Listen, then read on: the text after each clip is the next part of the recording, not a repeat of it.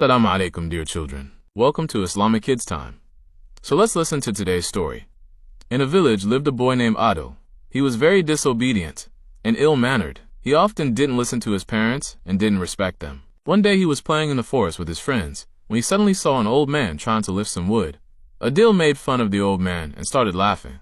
His friends tried to explain to Adil that what he was doing was wrong, but he didn't listen to them. The old man, saddened by Adil's disobedience, said, "Children, you should respect your elders. This is an act that will bring you happiness." But Adil was not affected by his words. The next day, Adil got a fever and became very ill. His parents took great care of him. Seeing his parents' love and sincerity, Adil realized his mistake. He apologized to his parents and promised that he would respect them and all elders in the future. After that, Adil recovered and became a good person. Moral: respecting elders brings happiness, and when you respect others, you earn respect for yourself.